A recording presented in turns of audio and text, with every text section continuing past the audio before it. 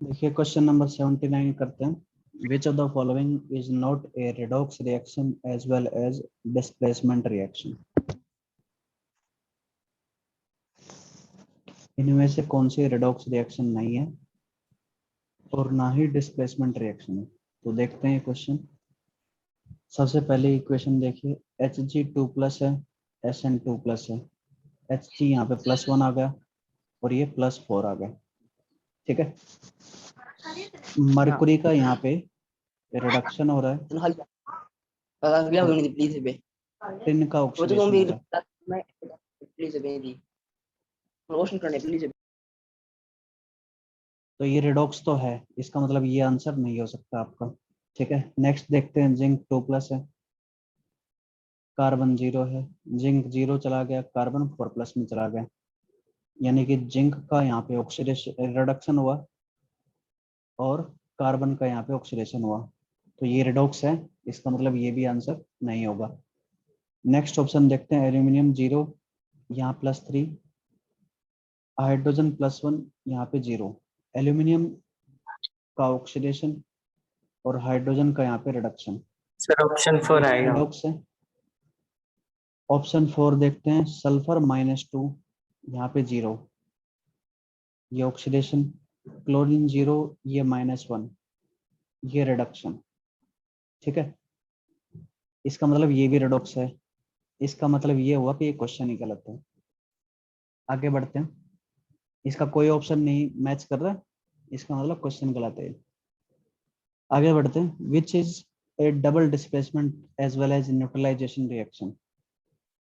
इनमें से आपने बताना है कि डबल डिस्प्लेसमेंट भी है, न्यूट्रलाइजेशन भी है। तो फर्स्ट ऑप्शन ये बिल्कुल करेक्ट है, डबल डिस्प्लेसमेंट रिएक्शन भी है और न्यूट्रलाइजेशन रिएक्शन भी है। Option A is the correct answer.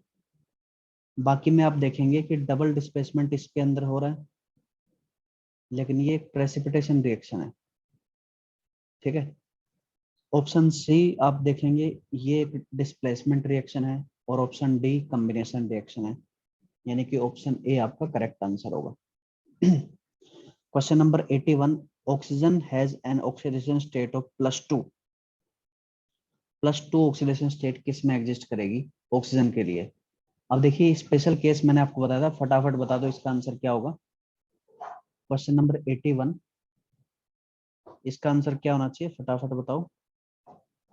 Oxygen has an oxidation state of +2 इन, बताइए क्या आंसर होना चाहिए इसका। ये हमने नोट्स में भी लिखा था, ये नोट्स के अंदर होना चाहिए।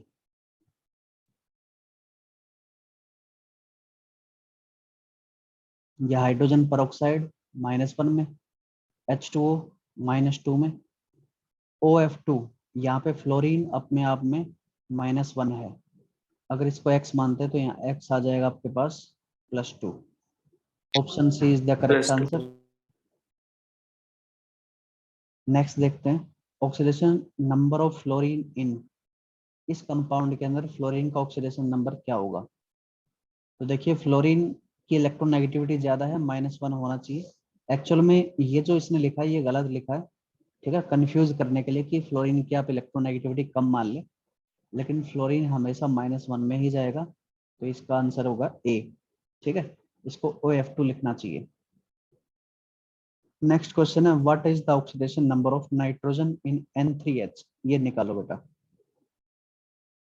इस क्वेश्चन को अटेम्प्ट करो। N3H के अंदर नाइट्रोजन का ऑक्सीडेशन नंबर क्या होगा।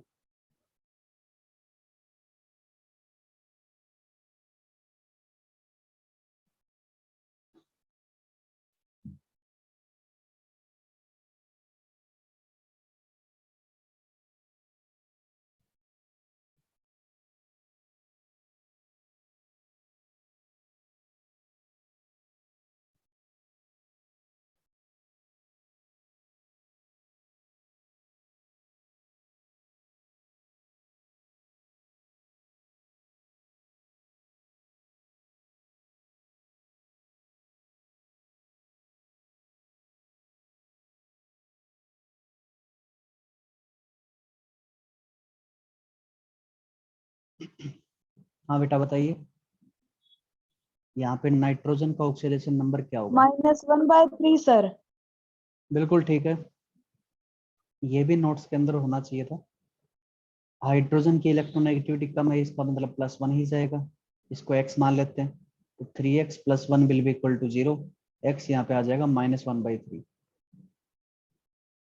क्वेश्चन नंबर 84 करो, क्वेश्चन नंबर 84 कीजिए। Oxidation state of nitrogen in NO3 negative is.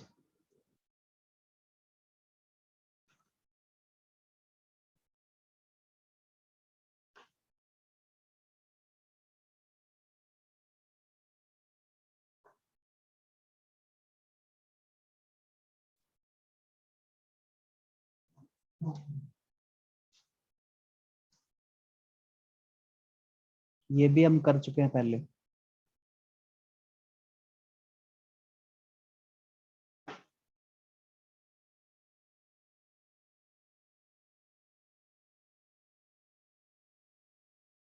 +5 sir.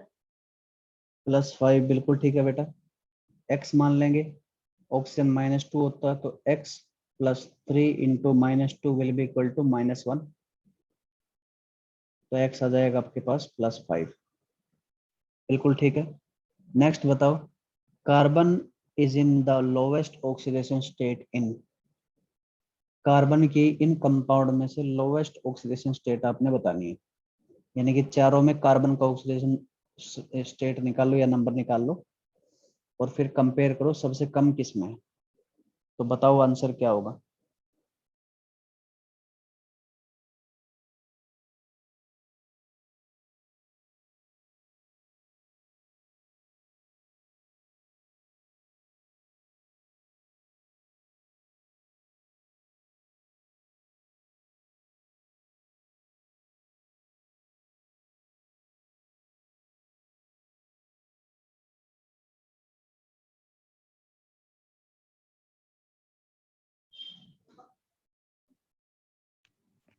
CH4 sir. CH4 बिल्कुल ठीक है। CH4 में आप देखेंगे -4 आएगा, निकाल के देख लेना, इसमें +4, इसमें भी +4 और इसमें भी +4। ठीक है, तो आंसर होगा CH4, बिल्कुल ठीक है।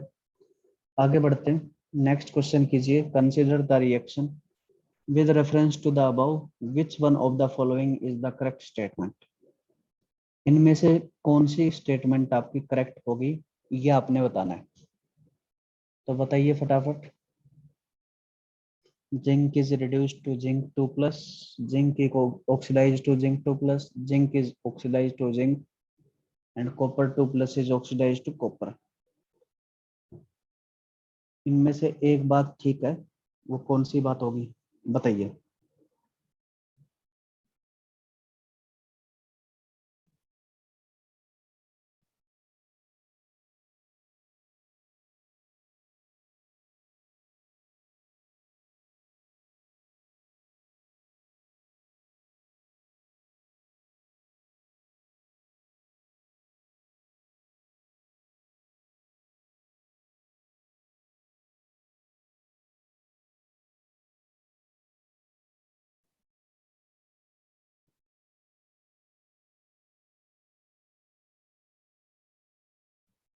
हाँ बेटा, सभी पार्टिसिपेट करो इसमें डिस्कशन में,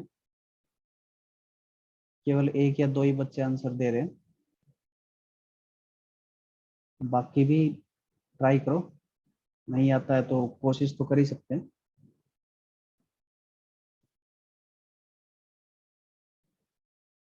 हाँ बेटा देखिए, क्वेश्चन नंबर 86, यहाँ पे Zn आप देख, is oxidized to zinc। बिल्कुल ठीक है, जिंक का जो है यहाँ पे ऑक्सीडेशन हो रहा है, Such the option. Option B is the correct answer. Question number 87 कीजिए। ये रिएक्शन है PCl3 + Cl2 गिविंग PCl5। इसमें क्या हो रहा है?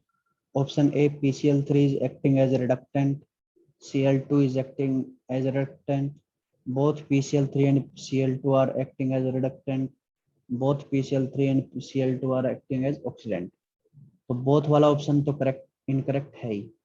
ठीक है, इन दोनों में से कौन सी बात ठीक होगी ये आपने चूज करना है। फटाफट चूज कीजिए और बताइए आंसर।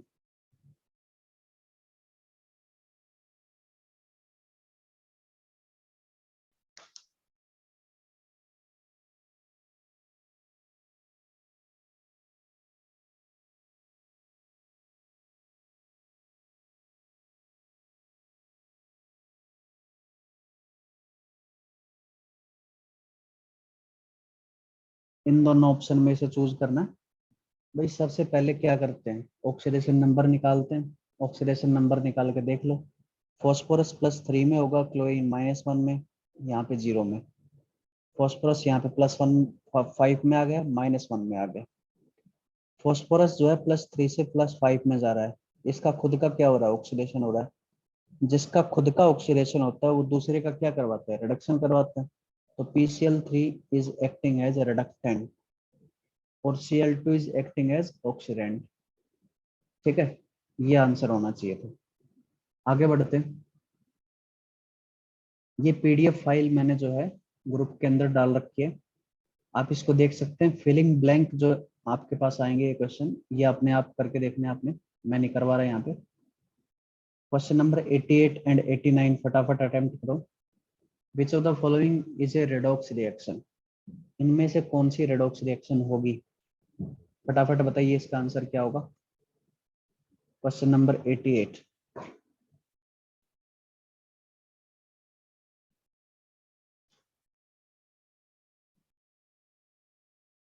इनमें से आपने बताना रेडॉक्स रिएक्शन कौन सी होगी। तो पहली फर्स्ट रिएक्शन आप देख सकते हैं। First reaction NaCl KNO3 sir ये NaNO3 ऑप्शन आएगा सर। ये एक डबल डिस्प्लेसमेंट रिएक्शन। कौन सा ऑप्शन बेटा,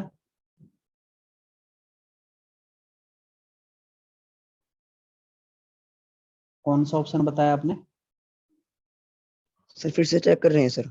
हाँ चेक करो एक बार। फर्स्ट रिएक्शन में देखिए किसी भी एटम या आयन का ऑक्सीडेशन नंबर नहीं बदल रहा होगा, आप चेक कर सकते हैं इसको। ये एक डबल डिस्प्लेसमेंट रिएक्शन है। ऑप्शन बी, ऑप्शन बी में भी देखिए ये भी एक डबल डिस्प्लेसमेंट रिएक्शन है। इसमें भी किसी भी एटम का ऑक्सीडेशन नंबर नहीं बदल रहा है।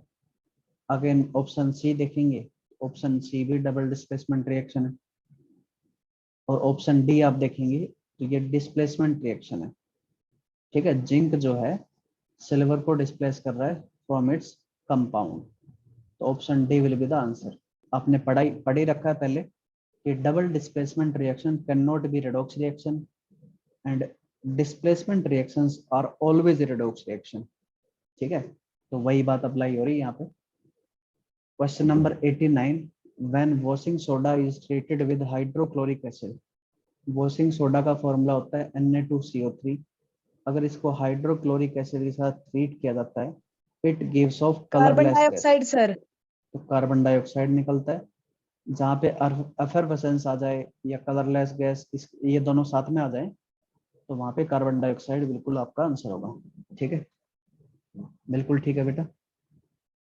फिल इन द ब्लैंक मैंने आपको PDF दे दिए, आप इनको सबको करके देख लेना एक बार। ठीक है, कोई डाउट आए तो पूछ लेना नेक्स्ट क्लास में। अब आगे देखते हैं, अगर कोई क्वेश्चन होगा तो देख लेंगे। पैसेज टाइप क्वेश्चन देख लेते हैं।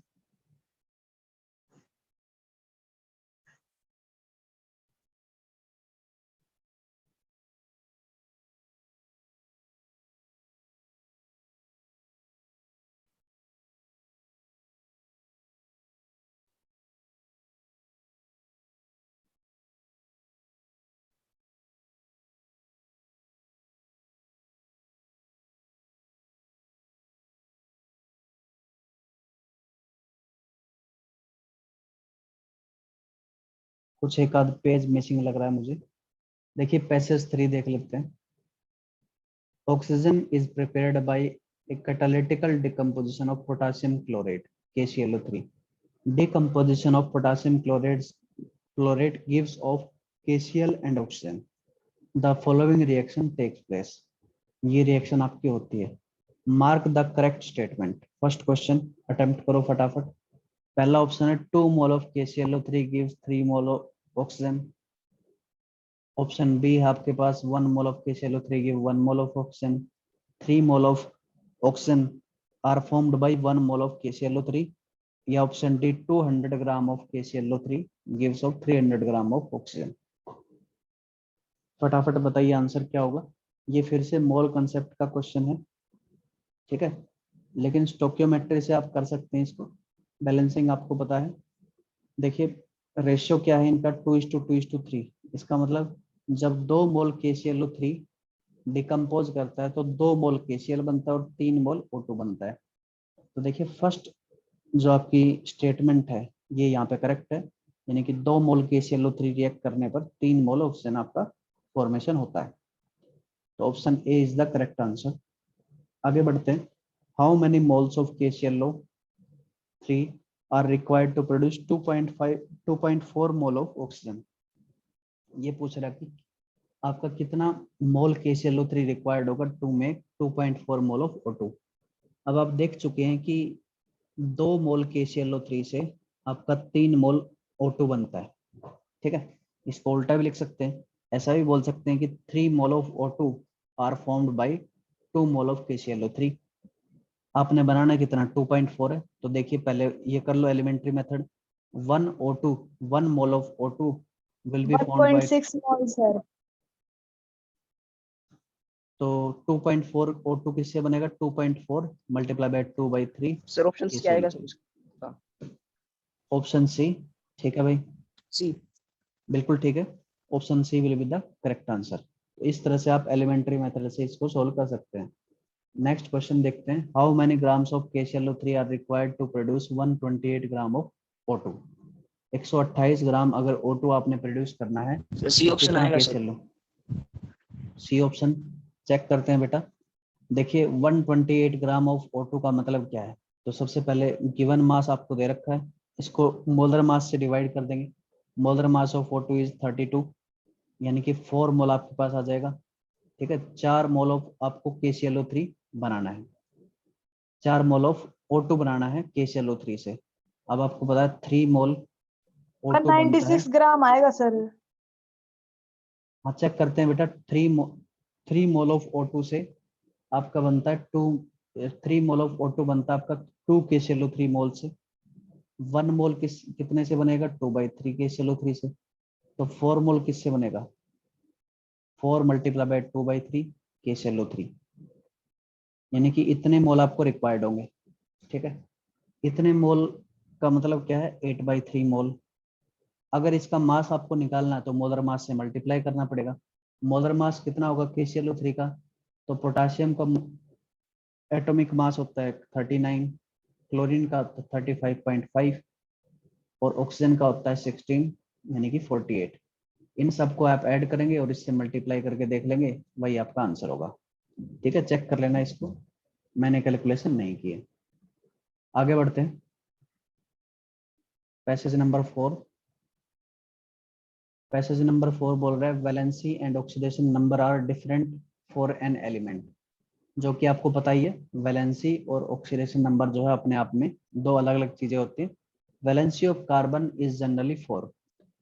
कार्बन जो है जनरली 4 बॉन्ड बनाता है, यानी कि वैलेंसी इसकी 4 ही होती है जनरल केस के अंदर।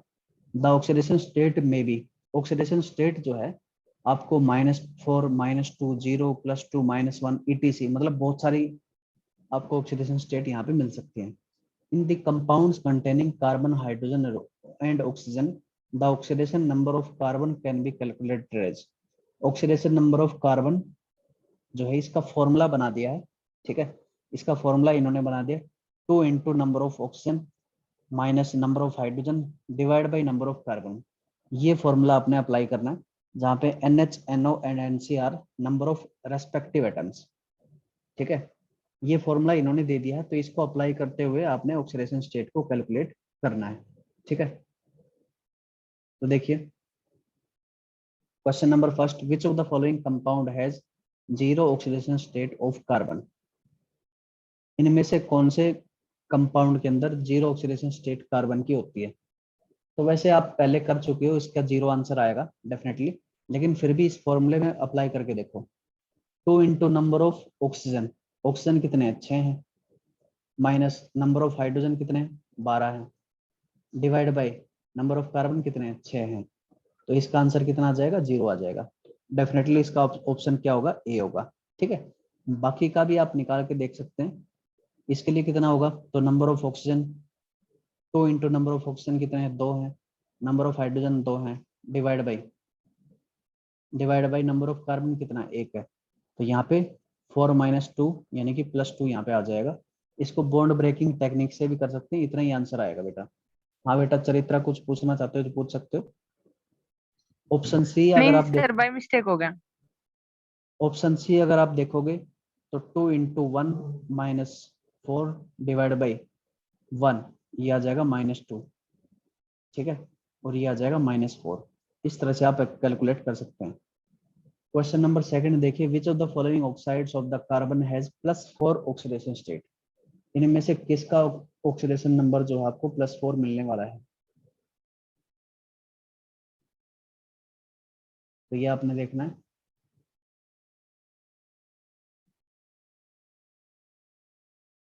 तो +4 किस में मिलेगा आपको, तो +4 उसमें मिलेगा जिसमें 4 इलेक्ट्रोनेगेटिव एलिमेंट जुड़े हों। ऑप्शन आपका सी आ जाएगा, चेक कर लेना इसको। यहाँ पे -4 आएगा, ठीक है, यहाँ पे आपका आ जाएगा -2 और यहाँ पे आ जाएगा आपका +2। कैलकुलेट करके देख लेना इसको। विच of the following compound which of the following compound of carbon has highest oxidation state। Highest oxidation state किसकी होगी, तो -4, ये -2, ये आपका आ जाएगा 0 और ये +2। तो option D will be the correct answer. Check कर लेना इसको अपने आप। ठीक है, oxidation state of carbon in diamond is. अब पूछ रहा है डायमंड के अंदर कार्बन का ऑक्सीडेशन स्टेट क्या होगा, तो बताओ क्या होगा। इस क्वेश्चन को अपने आप करो और फटाफट बताओ मुझे।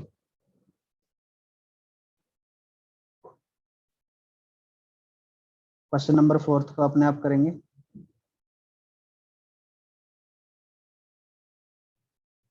अभी करना बेटा, ये थोड़ा सा लगाओ दिमाग और बताओ इसका ऑक्सीडेशन स्टेट क्या होना चाहिए।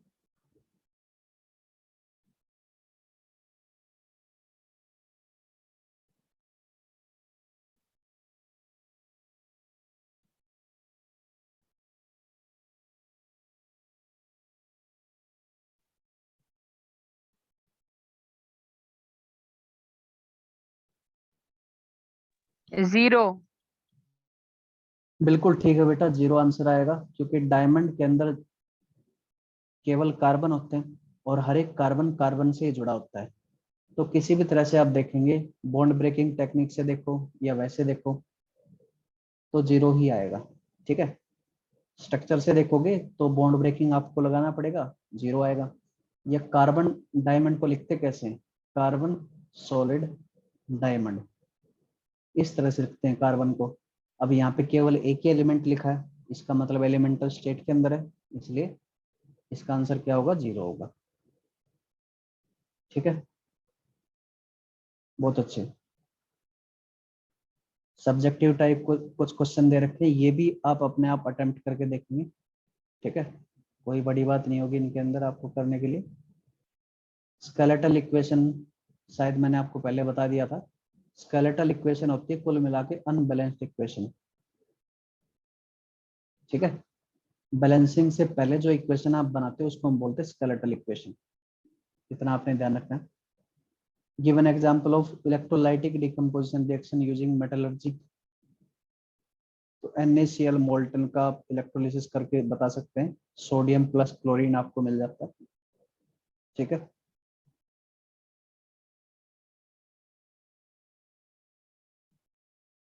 why does zinc react with dilute sulfuric acid to give hydrogen gas but copper does not। तो ये बात मैं पहले बता चुका हूँ। जिंक जो है H2SO4 के साथ रिएक्ट करके zinc sulphate plus hydrogen gas बनाता है, क्योंकि zinc is more reactive than hydrogen, इसलिए इसको डिस्प्लेस कर देता है। लेकिन कॉपर के केस में देखिए, कॉपर जो है H2SO4 के साथ रिएक्ट तो करता है, लेकिन ये हाइड्रोजन को डिस्प्लेस नहीं करता है, ये कुछ और रिएक्शन प्रोड्यूस करता है। ठीक है, तो कुल मिला के हाइड्रोजन की रिएक्टिविटी का चक्कर है यहाँ पे, इसको आप इस तरह से एक्सप्लेन कर सकते हैं। ठीक है बेटा, नेक्स्ट देखते हैं, assertion and reason. Assertion and reason आपके पास क्वेश्चन नंबर 11 करो बेटा। असर्शन है nitrogen and hydrogen combine together to form ammonia, और रीजन है it is an exothermic reaction. बताइए इसके बारे में। असर्शन रीजन का आपको मैं एक रफ आइडिया बता देता हूँ। ठीक है, इसमें आपको 4 ऑप्शन दिए जाते हैं। पहला ऑप्शन होता है कि assertion is correct, reason is correct, and A is, यानी कि assertion is correct explanation of reason, sorry, R is correct explanation of assertion. ठीक है, पहले ऑप्शन का मतलब ये होता है, अगर आप ए बोलते हैं तो इसका मतलब ये होगा। ठीक है, अगर आप बी बोलते हैं तो इसका मतलब होगा ए भी करेक्ट है और आर भी करेक्ट है, यानी कि असर्शन भी करेक्ट है, रीजन भी करेक्ट है, लेकिन reason is not correct explanation of assertion. लेकिन रीजन जो है असर्शन का करेक्ट एक्सप्लेनेशन नहीं होता है, ये ऑप्शन बी है। ऑप्शन सी होता है आपके पास, ऑप्शन सी होता है कि ए ठीक है और आर गलत है, और ऑप्शन डी होता है ए गलत है और आर ठीक है। ये 4 ऑप्शन होते हैं बेटा, तो इन 4 ऑप्शन में से बताना क्वेश्चन नंबर 11 के लिए क्या होगा। करिए चेक एक बार और बताइए।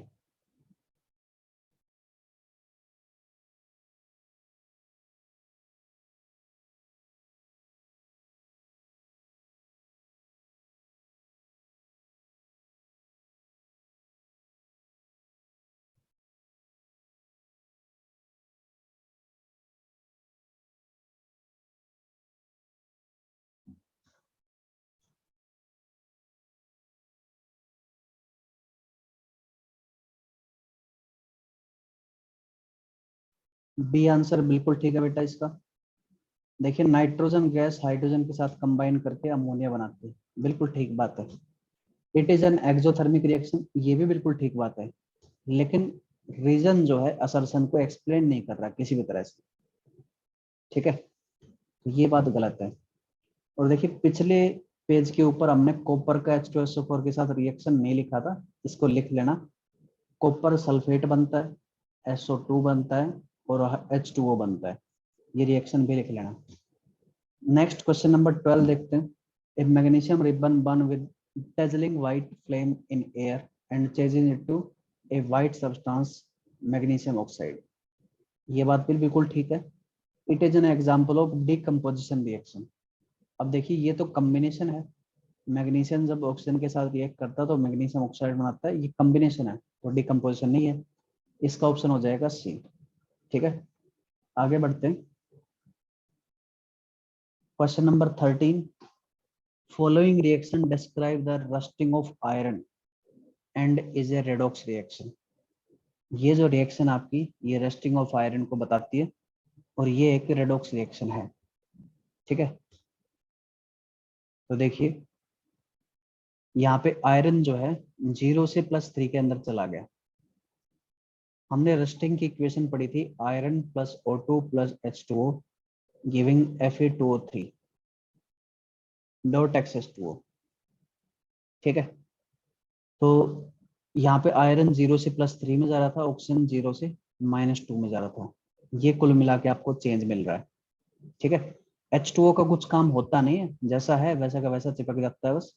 ठीक है, तो यहाँ पे देखिए ये क्या दिखा रहा है आपको, 0 से +3, ये भी क्या दिख रहा है 0 से -2, और बैलेंस्ड भी है। इसका मतलब ये बिल्कुल ठीक है, ये इसको एक्सप्लेन, ये इसको जो है बिल्कुल ठीक बता रहा है, ये रेडॉक्स है और रस्टिंग ऑफ आयरन को ये बिल्कुल बता रहा है। रीजन को देखते हैं, रीजन क्या है, the metallic iron is oxidize to Fe3+। इसमें बोल रहा है कि आयरन जो है रस्टिंग के दौरान मेटेलिक आयरन आपका Fe3+ के अंदर कन्वर्ट हो जाता है, तो ये भी बात ठीक है। ठीक है ना, तो एक तरह से एक्सप्लेनेशन बिल्कुल ठीक है, तो इसका ऑप्शन ए होना चाहिए। अब देखिए असर्शन एंड रीजन के अंदर काफी बार क्या होता है, कुछ कंफ्यूजन सा हो जाता है कि इसको करेक्ट एक्सप्लेनेशन माने या ना माने। तो ये इंस्टिंक्ट की बात होगी आपकी, ठीक है, मतलब ठीक हो गया तो ठीक है, वरना बहुत ज्यादा गड़बड़ होती है इसके अंदर। और असर्शन रीजन जो है, एम्स का जो एग्जाम होता है उसमें बहुत ज्यादा आते हैं, और बहुत ज्यादा जो है गलत भी होते हैं क्वेश्चंस। तो जितना प्रैक्टिस करोगे उतना अच्छा रहेगा इनमें, ठीक है। क्वेश्चन नंबर 14 करते हैं। Assertion, the reaction in which a substance is decomposed into two or more simple substance is known as decomposition reaction. ये बात बिल्कुल ठीक है। रीजन देखते हैं, the decomposition can be carried out by giving energy in the form of heat, light and electricity. ये भी बात ठीक है, और ये इसको एक्सप्लेन कर रहा है या नहीं कर रहा है, अब ये आपको देखना है, ठीक है। अब देखिए डिकम्पोजिशन जो है जनरली हीट के देने से ही होता है, तो ये बात बिल्कुल ठीक बोल रहा, तो ऑप्शन ए होना चाहिए इसका, ठीक है बेटा। नेक्स्ट देखते हैं क्वेश्चन नंबर 15। क्वेश्चन नंबर 15 आपको बोल रहा है, when a mixture of hydrogen and chlorine is placed in sunlight. Hydrogen और क्लोरीन को जब हम सनलाइट के अंदर रखते हैं, हाइड्रोजन क्लोराइड इज फॉर्म्ड।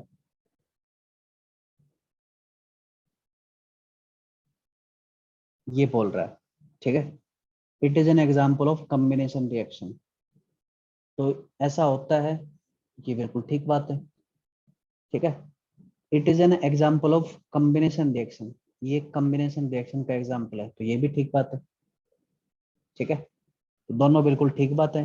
क्या ये दूसरी बात पहली बात को एक्सप्लेन कर रहा है? तो कॉम्बिनेशन तो हो रहा है तभी बन रहा है, तो ऑप्शन ए इसका आंसर होना चाहिए। नेक्स्ट क्वेश्चन है, a chemical equation given gives an indication about the rate of reaction. एक केमिकल इक्वेशन आपको जो है रेट ऑफ रिएक्शन का इंडिकेशन देती है, तो ऐसा हमने कभी देखा नहीं है, ठीक है, यानी कि कभी लिखा नहीं हमने। It does not indicate about the concentration of reactant. और ये केमिकल इक्वेशन जो है कंसंट्रेशन ऑफ रिएक्टेंट का को भी इंडिकेट नहीं करती है, ठीक है। तो ये बात गलत है और ये बात बिल्कुल ठीक है। रेट ऑफ रिएक्शन के बारे में भाई कहाँ बताते हैं, कहीं भी नहीं लिखते ये, किसी भी केमिकल इक्वेशन के अंदर, और कंसंट्रेशन भी नहीं लिखते, तो ये बात ठीक है और ये बात गलत है, तो option D will be the correct answer, ठीक है बेटा। अब देखिए बाकी जितने क्वेश्चन बच गए हैं उनको एक बार आप अटेम्प्ट करके देखना, कोई बड़ी बात नहीं है, ठीक है ना। जितने भी क्वेश्चन बचे हैं, पैसेज टाइप बच गया, ये एक पैसेज आपका बच गया, उसके बाद कॉलम मैचिंग, असर्शन रीजन जो बाकी बच गए उन सभी को एक बार करके देखना, ठीक है। मोस्टली चीजें हमने डिस्कस कर ली हैं, और मेरे हिसाब से कोई नई चीज इसके अंदर आनी नहीं चाहिए, लगभग सारी बातें हमने देख ली है। तो एक बार इन सभी को अटेम्प्ट करके देखें, कोई चीज समझ में ना आए तो पूछ सकते हैं नेक्स्ट क्लास में। आज के लिए इतना ही करेंगे, अगर कोई डाउट है तो आप पूछ सकते हैं अभी, वरना क्लास आज के लिए इतनी है।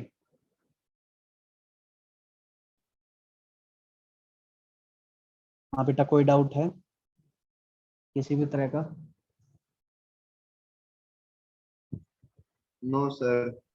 चलिए मिलते हैं नेक्स्ट क्लास में, आज के लिए इतना ही, थैंक यू ऑल।